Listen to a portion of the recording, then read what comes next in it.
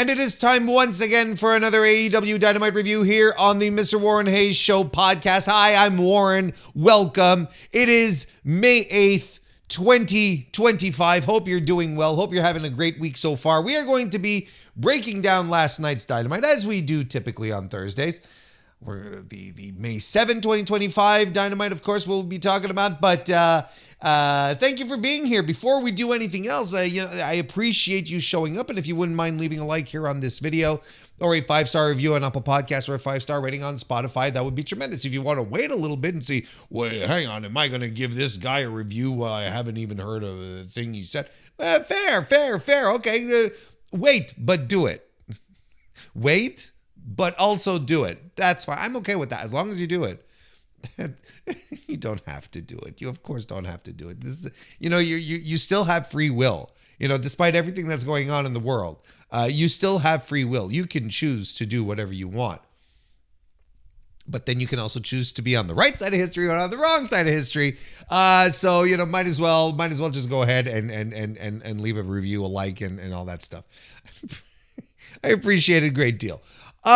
So Dynamite last night. Look, I don't have any really complex thoughts about last night's Dynamite, he says, as he's about to enter probably another 25-minute warm up to the rest of the review.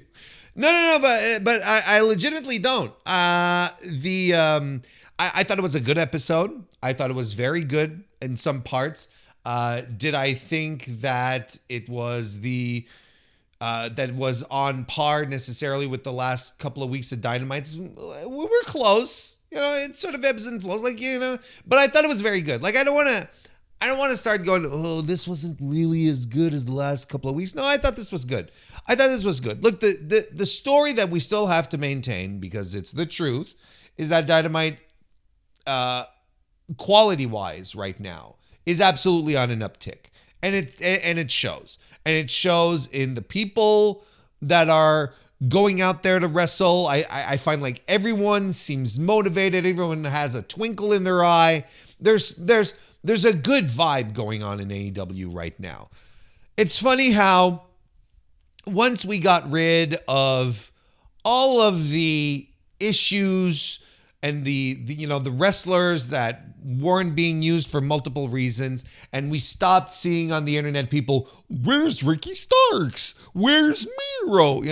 All of that stuff. Once that absolutely got erased off the map, I feel like the company started feeling fresh again, right? Tony Khan released a bunch of people, like just think back a couple of months ago, okay? The narratives going around AEW was all the people that Tony Khan was hanging on to didn't want to release from their contracts.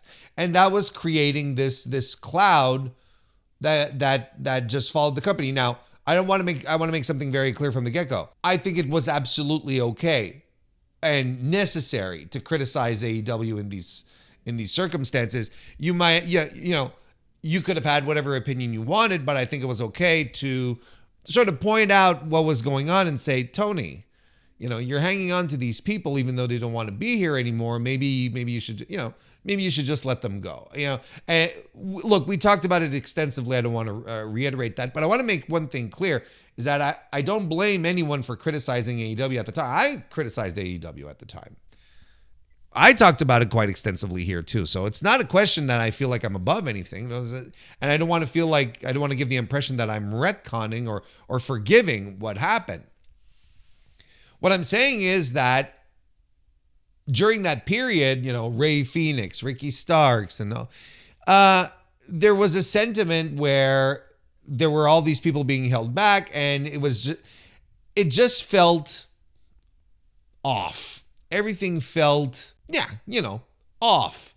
And the general vibe, as well. And we were still reeling from some stuff. But it really feels like with Tony Khan going, you know what? Even though their contracts are not exactly up, I'm going to start releasing these people. If they want to go to the other place, just let them go. It shouldn't be my issue anymore. And I feel like that has lifted a burden off the locker room because you can actually see it. You can actually feel it when you watch the show. Yeah, and it's really pretty much only been since January, since we got back from World's End, that things are starting to tighten up. That, you know, the Death Riders angle suddenly took a turn and wasn't as you know, confusing and flat out bad as it was. They were able to make something interesting out of it. We started to see a return of people that, you know, AEW fans want to see wrestle and want to see on their TV, like Kenny Omega. Look, I say this, it's such a broken record. I say this, I feel like every time, but you know, Kenny Omega and Hangman being a babyface again, and MJF being a heel, and Swerve being a top guy, and Will Ospreay being a top guy, and Timeless Toni Storm being always in the mix, you know, always being at the forefront. Like, you know, don't get anything twisted here. Toni Storm right now is one of the three faces of the company, right? I don't think we should be questioning this. She is absolutely one of the top faces of the company. I'm not talking babyface heel alignments. I'm talking people that you put front and center. So oddly enough, here's the thing is that, you know, you get rid of the negative weight. You focus on things that people like and want to see. And when would you look at that? Your product looks better, feels better. There seems to be a buzz around AEW again, you know, just a simmering, no, not a full on like beehive type of buzz, but maybe just like, you know, a couple of little worker bees going around, jumping from flower to flower, you know, pollinating all, you know, whatever they need to pollinate, and you know, that's, you know, that's how it feels right now, as opposed to like this incredible. It's not. I should say, it's not an incredible buzz that, you know, it makes AEW undeniable. That's not what I mean. But the company is absolutely in a better, more positive spot. And look, the thing is that, you know, it reflects on everything, and it really does reflect in the shows. I've been enjoying Dynamite tremendously. You know, you follow these reviews, you've seen and heard how I feel about them. Last night is the same thing. You know, did we have a high caliber, high quality, pay-per-view quality match last night? No. You know, we were a little spoiled over the past couple of weeks, you know, getting Ospreay Takeshita, getting Hangman and Kyle Fletcher last week. You know, all these were nice little things. But last night was a really good show to continue advanced storylines. We got some solid pro wrestling, solid to great pro wrestling last night. But you know, it didn't feel like you were watching a mini pay-per-view, is my point. Let's talk about that next week after the beach break when we're done with that. Because I feel like anyway, with the vibe AEW's been on, you kind of wonder what do they have in store for us there. But yeah, I mean, look, I feel like my reviews recently have been very redundant on that aspect, is that AEW's on an uptick and the shows have been good. I don't know what you want from me. That's the criticism I have to bring, is that the shows have been good. Very little to complain about. I don't think there's anything that's like outright bad. Last night, I think we'll get to it, but there's one thing that I think didn't work as well. I wouldn't call it outright bad, or should I call it outright bad? It wasn't very good, right? We'll cross that bridge when we get there. We'll figure it out together. We'll figure it out together, folks. We'll just sit around and we'll do like a sewing circle. And we'll just chat it out, and we'll figure it out together. We'll just talk it out. We'll just hash everything out there. Let's get to this review of this good Dynamite that occurred in Detroit, Michigan, at the Masonic Temple Theater. As we mentioned, that was on May 7th, 2025. 2,822 people were on location, or at least tickets were distributed. Tickets were distributed, Warren. Ticket. 2,822 tickets were distributed for last night's Dynamite. That's slightly above the year-to-date average for Dynamites, which stands at 2,805. This is all compiled thanks to WrestleTix, of course. And this is not the final count either. So were they able to crack 3,000 overall? Maybe. How will they be able? My question is, will they be able to sustain these numbers for Collision, which is airing tonight back to back, right? We'll see. I think this might be a good litmus test to see if there is something good business-wise about running Dynamite and Collision on Wednesdays and Thursdays moving forward. You know, this has been a discussion for a while. That they should do that. Of course, they're moving Collision to the Thursday. I'm saying tonight, right? Maybe you're listening to this on Saturday, and this is all nonsense, right? I'm talking about moving it on Thursday tonight. Tonight is Thursday because I'm recording this on Thursday. Now, but there's been discussion around whether or not Collision should be moved out of the Saturday slot and put on Thursdays. There's been some talk about that. I have a feeling like WBD is very happy with Collision on Saturdays. I think the fact that they programmed it for lead-ins and stuff is, I think that's been a positive, and that's something I think that Warner Brothers has been very appreciative of. Did I say programming them as lead-ins? Programming the real sports like the NBA as lead-ins to Collision and the results after. I think they've been very satisfied. I think they've been very happy with those results. And, when you look at the numbers and you read the analysis and you listen to the proper analysts break that down, everyone agrees that these post-NBA game collisions have been a success overall. It's been a good good experiment from Warner Bros. Discovery. But this week we're moving to Thursday. We're not doing the post-match whatever stuff on Saturday. Thursday show, and this might be interesting. It might be interesting to see what kind of ratings it does. What kind of attendance it'll do as well. Like, do you go to two shows, on a weeknight in your hometown? Like, do you do that? Can you even do that? Does that even make sense? Is that good business? These are all, like, in the state that AEW is in right now, of course, is what I mean. So we'll see how that turns out. I couldn't tell you. Not without seeing the results. So we'll talk about this again, but I think it'll set the stage definitely for set the stage for maybe some decisions to be taken in regards to Collision down the road. So the show opens up with a song from Sum 41. How about that? I guess the Pointer Sisters experiment really didn't connect. I guess people really didn't like that. I didn't mind it. I thought, hey, Pointer Sisters, I'm so excited and I just can't hide it. I'm about to lose control and I think I like it. Isn't that a kind of a good vibe to have for it's good intentions for your wrestling show, don't you think? But we got the intro from Sum 41, which I'm sure was, made everyone super excited. Right? Aren't some 41 are from Canada, right? Right? Represent Canada. Yeah, there you go. So I can't really complain. Maybe they'll get pulled because, maybe eventually be like, foreign artists are going to get tariffed.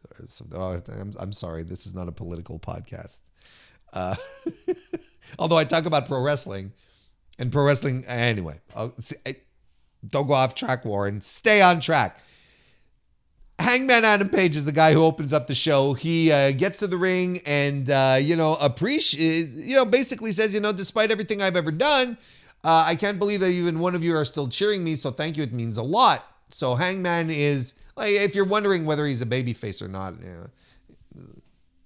tweener leaning heel or tweener leaning. He's not a tweener anymore. He's like it's been a shift all the way back to the babyface. Didn't he come out of the babyface tunnel or side as well? Anyway, he expresses his gratitude, reflected on the special hell that the past 2 years have been for him, and more specifically, focuses on his pursuit of revenge on Swerve Strickland, and basically says, I thought that, beating this man senseless and drinking his blood. Well, he didn't say that, but that essentially said, I thought that by destroying this man in the cage, I'd get some closure, but there wasn't. And then I tried to beat him again and I couldn't get it done. So, all of his anger has led to pain on others around him. So, he addresses Swerve directly in the camera saying, I may never forgive you, but I got to move past this. So the issue isn't settled. And I appreciate, trust me, I appreciate that Hangman and Swerve will probably always have a problem with each other. And that we can reheat this, relitigate this at any given time in history. And I like that. It's like, it's Sting Flair, right? It's Tommy Dreamer Raven. Insert whatever generational feud you can think of as well. Insert it right in there. That's the kind of thing I really appreciate here. Because essentially, what this promo did was tell the audience, look, for now, stop fucking talking about Swerve and Hangman because Hangman's focused on something else. But we'll come back. We're not erasing what happened because we still have issues. But right now, shut the fuck up. Leave us alone with the Hangman and Swerve because Hangman's going to go do something else and probably then in the meantime, Swerve's going to do something else. Okay, so that's what we were told through this promo is leave us alone. We know what we're doing. And we're not going to be, politely, of course, we're not going to be reiterating Hangman and Swerve yet. And this, I think it's very clear that at least leading into Double or Nothing at the very least, right? That this is a non-issue right now. This is a non-issue. So he talks about, he being Hangman, of course, talks about his upcoming match at Will Ospreay for Double or Nothing. And of course, that leads Will Ospreay to join Hangman in the ring. And basically saying, hey, we've been in all sorts of promotions together over the years, but this is actually the first time we get to talk or, do anything. And I'm like, it's true. Like kind of a, it's not exactly two ships passing in the night, but they have shared some locker rooms and some spaces over the years. And it just really never happened. And Ospreay cuts a promo, a fantastic promo. Look, this segment rocked. I should have said this from the start. This was a very, very good opening segment. Both guys did exactly what they had to do. Hangman continues to establish himself as like the top character in the company, and Will Ospreay just delivered some fiery stuff. And Will Ospreay starts breaking down, to a degree, of course, Hangman's past within the company, right? Talking about the past couple of years, but the Hangman I remember, brought those dorks from the Dark Order together and, gave them leadership and so on and so forth. And he says, I haven't seen this in Hangman for the past 2 years, but then last week you defeated Kyle Fletcher, and for the first time in 2 years, we saw you smile, which is true.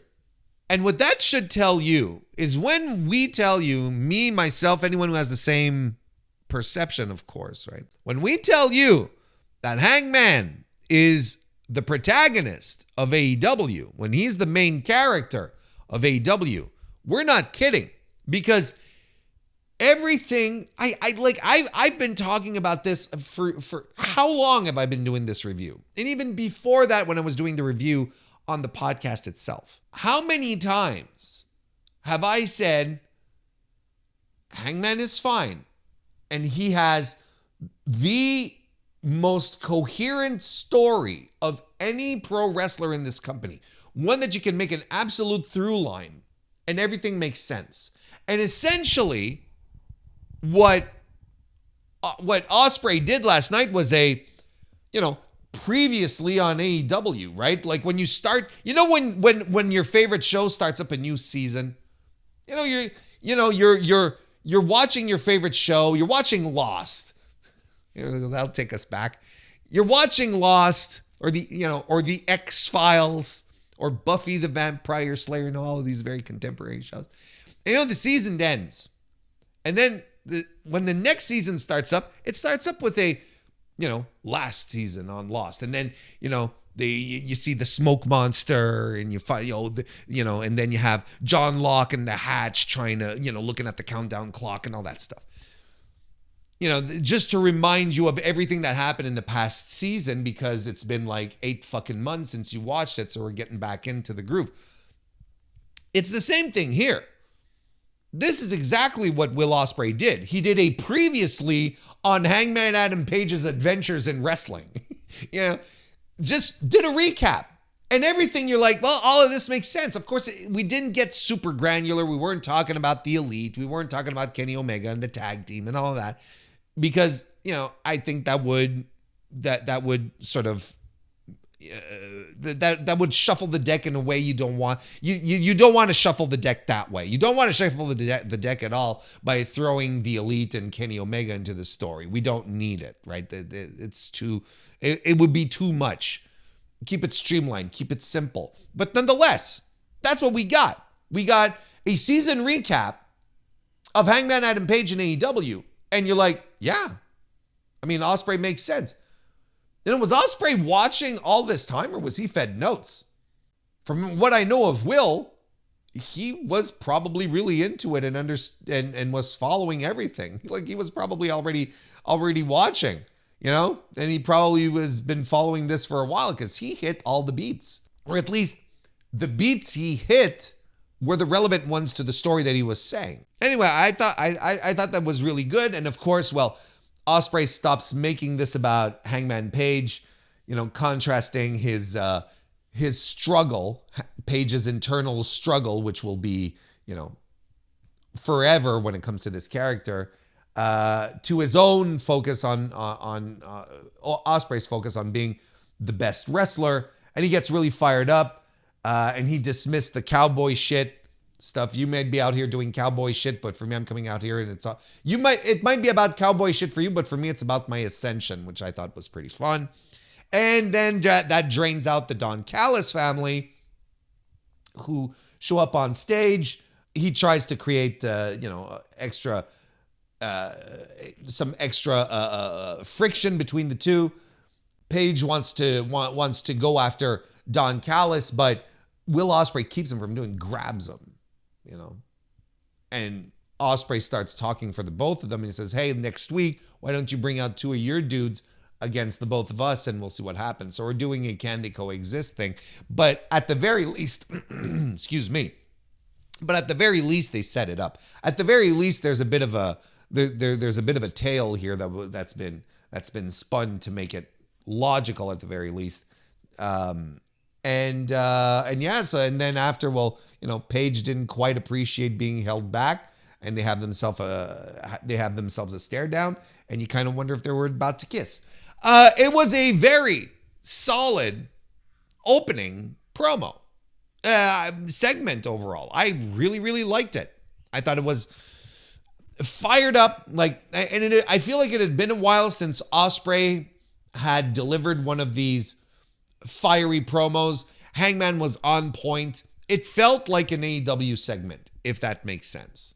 Because there's other segments that, sometimes that happen where you can see other influences, but this felt like an AEW segment where you have a guy, you have people just delivering earnest, hard on sleeve promos that don't feel scripted.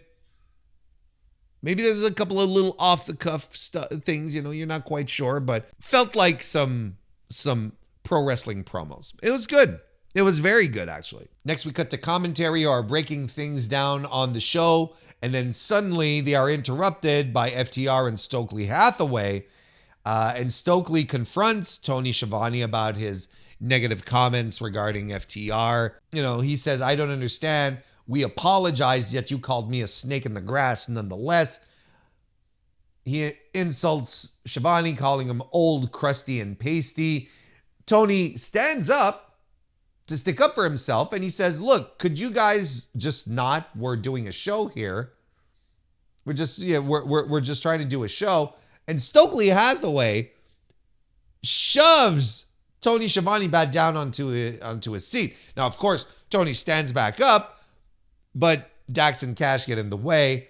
And if this wasn't the most delightful old school angle that you haven't seen in a while, did that sentence even make sense? This was just the most delightful. I'll keep it simple, Warren. This was the most delightful old school type angle that I've seen in a while. I like, the sniveling, loudmouth manager who hides behind his guys, pushes people around, pushes around a beloved commentator. Like,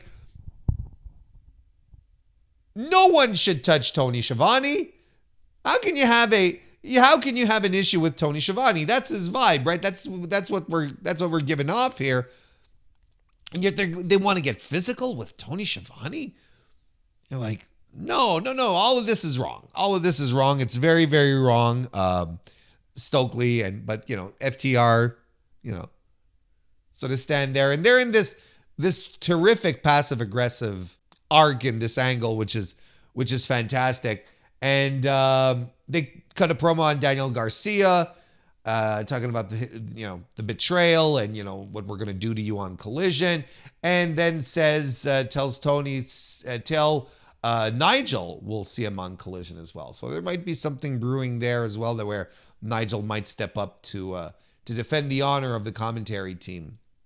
As a quick side note, as quick as I can make a side note, I'm not super impressed with how AEW's been handling Daniel Garcia since he re-signed last fall. This is what back when all the questions were around, is he re-signing or not, and so on and so forth, and will he go to NXT, will he stay in AEW? He re-signed, and I had proposed to have him have a redemption run from his Continental Classic tournament from last year and actually have him win the title. And, if you're like, let's push this young star, let's drop a rocket to him, have him face Kazuchika Okada and have him beat Kazuchika Okada. Instead, they have him win the TNT title off of Jack Perry. But instead of having him have like a hot program out the gate to establish him, they toss him into the Continental Classic, which is sort of like, okay, well, he's just another guy with the title. And then when we're done after that, yes, he has some defenses, but, nothing really designed to make him stand apart. And he ends up feuding and losing the title with Adam Cole, who is kind of cold right now. Doesn't necessarily feel as hot as he once was. I don't know what, and now, well, he feels like a stepping stone in this FTR angle, and I don't care for it much. To the degree where I'm sort of wondering, well, maybe he's even thought of it himself. Maybe he should have gone to NXT at this point. They couldn't have been any less interesting than, well, maybe it could have. But, at least it would have been an entirely new environment or and something new to try out at the very least Whereas now it kind of feels like the same old, same old. Dan Garcia kind of feels like a guy who's been in this stop-start type of push situations, and I don't know why we keep holding back on him. I don't know if it's him. I don't know, I don't know what's going on backstage, but I think he's in a less interesting spot right now in AEW than he was 18 months ago. I think he's in a much less interesting spot. You know, I've been mentioning on stream and whatnot that the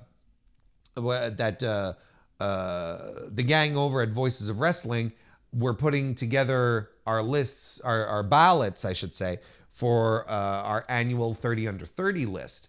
Daniel Garcia is not on my 30 under 30 list, my personal one. I'll be surprised if he shows up on the list at all. And yet it's the same guy. He's super talented, but I'm not seeing it and I'm not feeling it. And there's something there's something right now that needs to ignite. And I don't know if, you know, being in a placeholder feud with FTR while waiting for Edge to return, Adam Copeland to return, is really the best use of him. Cut to Anna Jay and Harley Cameron backstage talking about TNA. No, not the promotion. We're talking about tenacity and aggression, but also tits and ass. Good for them. One funny spot, right, is when Anna Jay gets fired up and she stares into the camera and she says, "Who wants to get choked out?" And Harley Cameron sort of raises her hand and says, "Me? No, me?" That was kind of funny.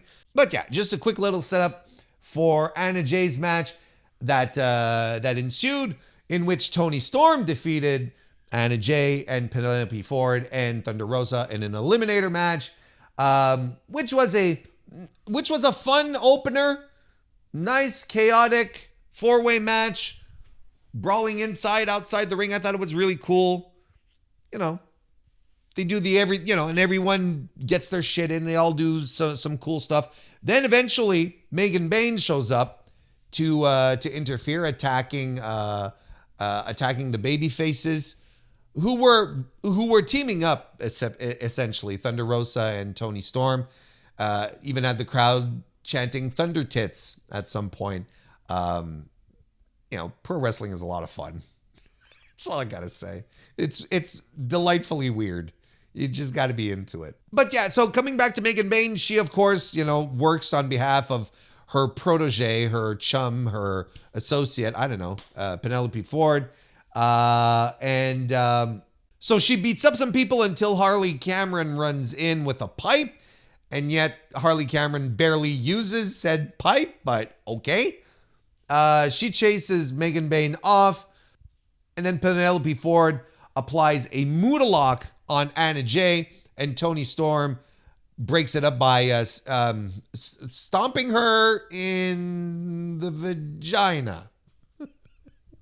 You know, and it's really funny too, because Toni Storm makes a bit out of it because she sees Penelope Ford in the Moodalock, and Toni Storm sort of stands back a second. She goes, sort of assessing the best angle of attack here to break this up. Just goes whomp, stomps her right there. You've seen a Moodalock. You know what I'm talking about. You know, you whenever you see the dudes do that, you're like, someone should just stomp him in the dick. It'd be fine, right? So Toni wins the match. Look, it was fine. It was a fun match. Got the crowd super invested into it. The crowd was really into it. Like, the crowd was really, really into this match. I enjoyed it. It was fun. It was a good little opener. Well worked. Of course, you kind of feel like, everyone looked good. Everyone was fine. Even Penelope Ford, it's just, Penelope in these types of situations is fine because she can just hit her spots and she doesn't have to carry the burden of a match, which sometimes she slips up on. Anna Jay looked good. Thunder Rosa and Toni Storm did a lot of the big work here. It was good. It was a fun opener. Then we get probably my least favorite moment of the night, which was the Hurt Syndicate promo. Okay, so first of all, Crew the Crew. Is it Crew or the Crew? I think it's the Crew. Leo Rush and Action Andretti. They show up in the crowd. And they're like, okay. And then the Hurt Syndicate show up. And you're like, all right, okay. And they do their very basic thing where, MVP calls people out and he says, this is where the best wrestle. Well, where are the best wrestlers kind of thing? Because, obviously. So then Top Flight come out.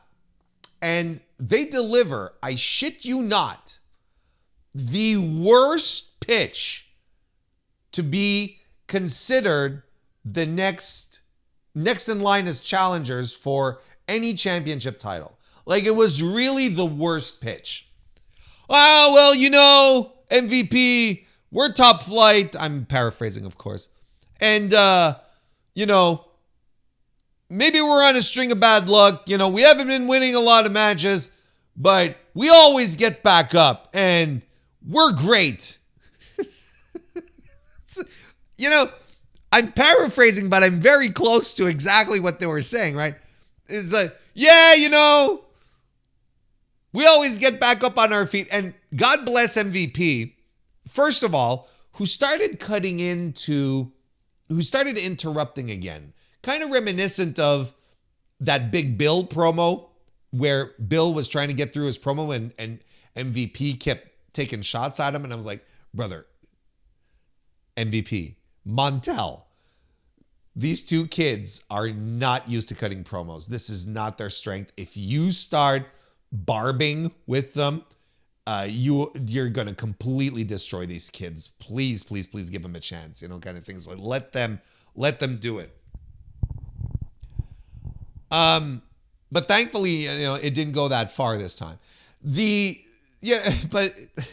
thankfully MVP nonetheless was kind of being receptive to what was happening, when they were, particularly when they said something to the effect of, we get knocked down, we get back up again, ain't no one gonna keep me down, I get knocked down. And they didn't say that, but that's essentially, didn't say it like that, but they basically they said, we get knocked down, we get back up on our feet and we keep fighting.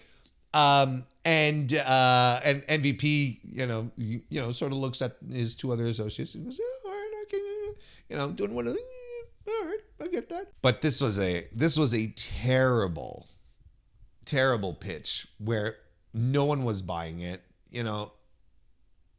They tried to bury the Crew, where they're like, the Crew, they might win matches, but they'll run away from stuff. And I'm like, yeah, the Crew should actually, and I'm like, the Crew should be here asking for a title shot. Because they, aren't they running circles around you dweebs? Like, it was like, that was ill-advised. It wasn't good. It wasn't logical. Didn't make sense. But then it did make sense because then MJF blindsided Top Flight and took both of those guys out by himself. Because through the force of his own punches, had Dante Martin Blade. Yeah. MJF is that strong that just with his taped fists, he was able to have to make Dante Martin bleed. So, so this was all in continuation of this angle as to whether or not the Hurt Business wants MJF to join or not. So he hurt someone and he got into the ring. He being MJF, he got into the ring, said, you see, Bob? I hurt someone, Bob, whatever the fuck. And basically Lashley said, okay, I see what you did here. I'll give you an answer next week. Now that is a very sports entertaining way of doing things. Because he could give an answer right now. What does he need to think about? Why are we waiting an extra week? Other than just to fuck with Max, which is okay, which makes me curious to see what's going to happen next week, because it's all ultimately just to fuck with MJF, right? But MJF said, okay, all right, fine, and he walks away. I'm really curious to see how. Is this going to end with Bobby Lashley and MJF one-on-one at Double or Nothing? Is this what's going to happen?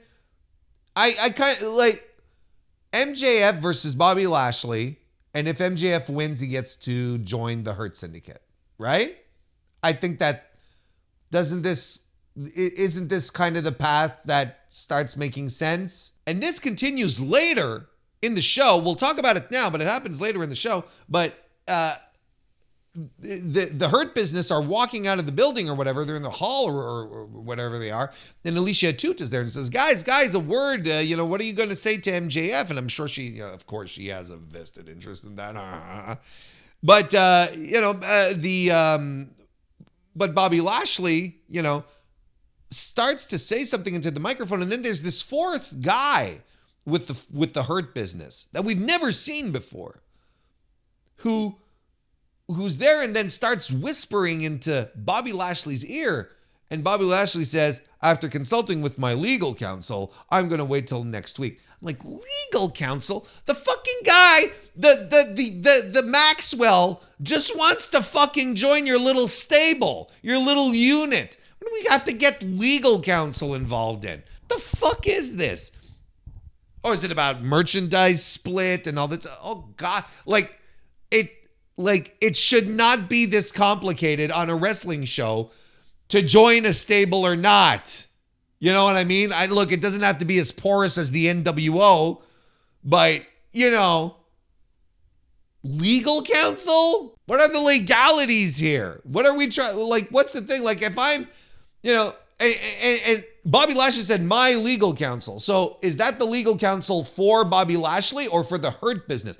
Does Bobby Lashley conduct business within the Hurt Business, his two other buddies, through a lawyer? Does that mean every guy has a lawyer and they all have the lawyers talk to each other? It seems very heavy-handed for a very, very basic pro wrestling angle. Legal counsel as to whether or not this guy should join my dopey little pro wrestling group. As you can tell, I did not necessarily care for all these shenanigans. We get a promo backstage from the Elite, the Young Bucks, Kazuchika, Okada. They cut a promo. Okada basically dismissing Kevin Knight, who he's facing later on in the evening. Ricochet then shows up because he's going to be the third man of the six-man match happening later in the evening, saying, I got your back with Swerve Strickland. Don't worry. And then the Bucks, and then they sort of leave, and the Bucks turn to go back into the locker room, and the Death Riders are there, and they walk in, and Marina Shafir shuts the door. Okie dokie. Nick Wayne comes out, and then suddenly the Christian Cage entrance takes over his own, and he makes his way in. Christian Cage alongside Nick Wayne, but Christian Cage is sort of, he's on something right now. He's feeling a little snooty. Feels like he's not as proud or whatever. He's muscling his way past his son at this point to announce Nick Wayne's mystery opponent, which was set up earlier in the day. Nick Wayne's mystery opponent from the past of Christian Cage. Well, Rhino was out for AEW doing, promotions and stuff. He was out doing the media stuff. So it turns out that it was Rhino who came out to a big pop from the local Detroit crowd. And Rhino, does his power early, but Nick Wayne does his best. The patriarchy interfere. I think it's Kip Sabian that interferes, and Nick Wayne wins with the kill switch. This was for the Ring of Honor World Television Championship, by the way. And after the match, Christian Cage teases putting the Ring of Honor TV title belt back around Nick's waist, but he doesn't. Sort of folds it over, look at it, and he tosses it on the mat and then hits the bricks with a big grin on his face, while Nick Wayne is kind of like being consoled by his mother. So there's still tension here. Nick Wayne, should be leaving for Japan now. He's got to be gone, right? Because the Best of Super Juniors tour starts on Saturday. So he's got to be gone by now. So he'll be off of TV for a couple of weeks. we'll see how that goes. But clearly there's still, if we thought that Christian Cage was turning a corner, it's not quite the case just yet. Roosh is in a stairwell and he cuts a promo on Kevin Knight saying, you cost me $100,000. Now you're going to pay it back or you'll get the horns, which is really, really cool. And what a great, motivation for someone to be pissed off at someone else. Because of you, I'm out of $100,000. So I'm coming for you, asshole. And I'm like, all right. And it works perfectly for Roosh too. So let's go. Let's go for it. Then Ricochet and the Young Bucks defeat Swerve, Strickland, Speedball, Mike Bailey, and Mark Briscoe in a super fun PWG style party match, which just got the crowd invested into it. I'm not going to break it down because there's all sorts of shit happening, but you can already imagine the kind of environment. I am so happy that AEW is going back to doing these multi-person matches with, creative spots, high energy, fun things. It gets a little silly because, the Young Bucks were basically goofing on Ricochet, sending him off to do things on his own. Yeah, let's go all three. We'll gang up all three on these guys. But then Ricochet runs, he's too earnest and just jumps right into the situation, whereas the Bucks are like, they stay back, that kind of stuff. I'm so glad they're doing this again because that was something that I always look forward to in earlier editions of Dynamite, and everything continues to promote stories, try some stuff out. I don't know what the issue is here. I don't know why they don't do it more. But look, they are doing it more. And I think it's paying off because the atmosphere in those rooms then becomes just electric. You see the crowd up on their feet. They're cheering. They're going nuts. This is awesome chants. Not unlike the opener. But this was tremendous. This match here was absolutely phenomenal. Interesting finish where Matt Jackson, I think it's Matt Jackson, he rolls up Swerve Strickland by surprise to get the shocking pinfall, and I was shocked. I was like, "What?" And Swerve was shocked as well. So we're adding a little something here. What's going to happen next? Swerve has had issues with the Bucks for a long time, dating all the way back to his World Championship run. So, we're continuing to add on top of that. I liked it. This all makes sense. That's the thing, is that it all makes sense. Continue to add some breadcrumbs here for some stuff. And I enjoyed this. This was good. Renee Paquette is backstage with Will Ospreay, and MJF interrupts to first of all, promote Dynamite Diamond Ring replicas that you can buy now on shopaew.com, I guess. And sort of, test the waters at a future match with Will Ospreay, saying, you might be the guy to win back my title, and, whatever. Ospreay basically questions, whether MJF has what it takes, and so on and so forth. But, again, setting a little breadcrumb here. Look at Max go.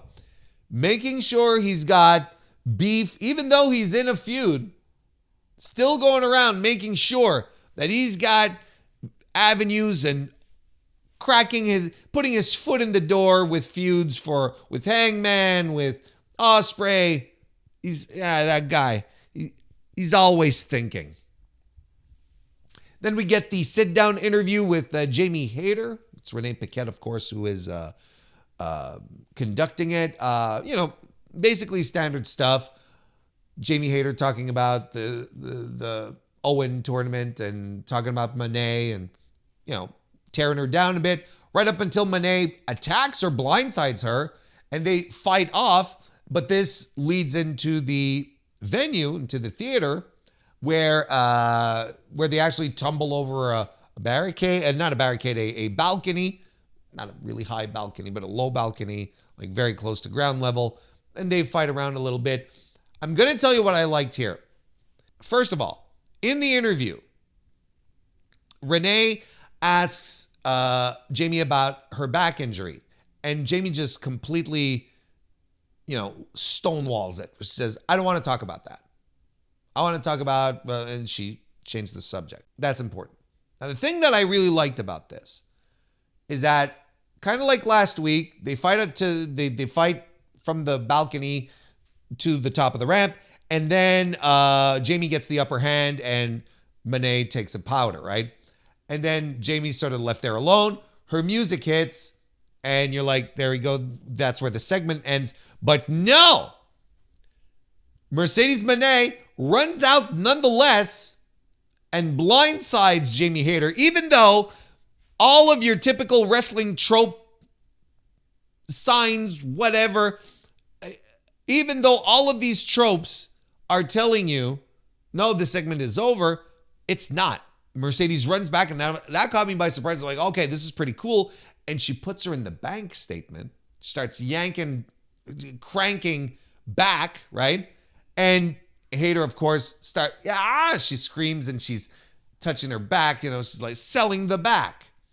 So I like that little, I like the surprise. I like the attack on the back. Like, this was good. This was very, very interesting and very much like Mercedes Moné. That made a lot of sense. I enjoyed that tremendously. I thought it was a nicely executed little angle. They set, if you're not paying attention, you don't know what's going on, but when you do, you get rewarded. Plus, on top of that, you get a little surprise because, Mercedes running out during the music was breaking a convention that we have in pro wrestling. The music's playing, so, whoever's music is playing is standing tall. That wasn't exactly how it went. Willow Nightingale and Chris Statlander had a bit of a confrontation backstage. They still have tension, but Willow's like, hey, let's fight it out tomorrow on Collision. And Statlander says, okay. And I like how Statlander brought it forward. It's like, look, you don't want to talk to me backstage, so I'm going to talk to you here. Let's hash it out now. And Willow's like, we got nothing to hash out unless you want to fight me. So I think they're going to get all the aggression out on Collision tonight, and they'll become buds again. But you know what? It's crazy. Every time you see Willow Nightingale on TV, you're like, why isn't this woman on TV more? Every single fucking time.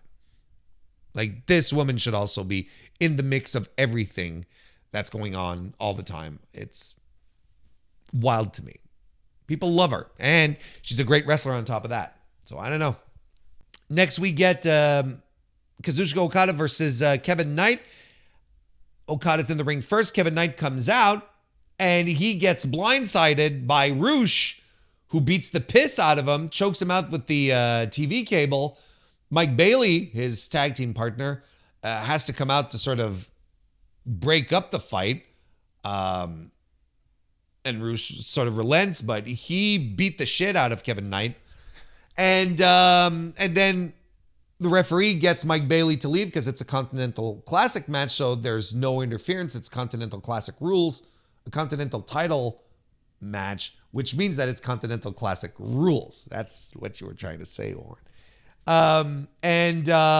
Look, I got to tell you, they like Kevin Knight. They like Kevin Knight a lot. Look, this guy came in, and all they've been doing is featuring him on TV, giving him some really interesting spots, giving him a match against Kazuchika Okada for the Continental title. Like, he is really, really well liked by Toni. Toni has taken a shine to him and is ready to push him. So he was kind of protected in this match because he took a beating before the match, lost the match. So you're left to wonder, well, if he had been at full health, what kind of match could he have given Kazu? Would he have beaten Okada in this match? Could he have joined the ranks of the likes of Bronson Reed, who have beaten Okada? Well, it wasn't meant to be on this night because they made sure that he has a good reason for losing. So there's some big things on the way for Kevin Knight. Sometimes Toni takes his time with the new guys, and he'll have them lose match after match after match, and then all of a sudden, that's usually a sign that down the line you're getting pushed. You're gonna get the old pusheroo. he did it with Kyle Fletcher. He did it with Konosuke Takeshita. But Kevin Knight, it's not as if Kevin Knight is on this winning streak, but he's in high-profile matches. He's on TV every week. He has been getting some wins. Anyway, I liked this match a lot. I thought it was very good. I thought it was a very good match, really well put together. I thought Okada had his working boots on top of that. He was very giving. I was kind of wondering what he would do with Kevin Knight, because Okada is one of these wrestlers, I think, that will give out effort to people that he feels deserve that kind of effort from him, that are worthy of that. I thought he gave a lot to Kevin Knight, and Knight looked great. Played the great babyface. The comeback worked really well, but after the match, but even after the match, Okada lands the Rainmaker for the win, and then after the match lands 2 or 3 other Rainmakers on Kevin Knight. So I don't know if this is a way to write Kevin Knight off of TV while he too goes to Best of Super Juniors. I couldn't tell you, but yeah, Bayley had to make the save. Bayley had to run in to stop this from happening. This was good. Very good TV match. I enjoyed it. Then we get a backstage promo with Don Callis, who challenges the Outrunners to find some extra challengers for a big multi-man match coming up. Alrighty. Then we get the Hurt Syndicate thing that we talked about earlier, which leads us to the main event where Samoa Joe defeated Claudio Castagnoli. This match rocked. This match was a lot of fun. Claudio and Joe just going at it, just being big, strong gentlemen, doing big, strong gentleman things with each other, physical, lots of back and forth, but Joe fairly dominant in this one. And Claudio didn't come across as solid as not solid, because he was solid. That's the wrong word. Didn't come across as dominant as he usually does, which makes sense because they kind of want Joe. They kind of wanted to establish that Joe could beat Mox next week at the Beach Break show, which won't be the case, by the way, in case you're wondering. But it's fine. But they at least wanted to give they built Joe the right way here, where he was just dominant, and Joe worked hard in this one too. On top of that, it's hard not to love Samoa Joe in 2025. And I know he's not at his physical prime anymore, but this is a guy who has been able to pivot and make every other facet of his personality work so that he still comes across as a credible threat. Because he's one of these only guys, we talk about this multiple times, and whenever we have a chance to talk about Samoa Joe, really, he's one of these guys that just comes across as a legitimate badass, as someone that will absolutely eat you alive if you give him a reason to get mad at you. And there's not a lot of people in pro wrestling who have that vibe. And he does. And he's been able to pivot on into that and still manages to do great shit in the ring, despite his size, despite his age, despite, his body being banged up as well. It's great. I think this is one of the most unsung tales of the entirety of AEW is how great the Samoa Joe run has been. We're quick to, toss into the bin the WWE wrestlers that have joined AEW, outside of the originals, like John Moxley, Chris Jericho, who a lot of people will set aside and say, well, except these guys, right?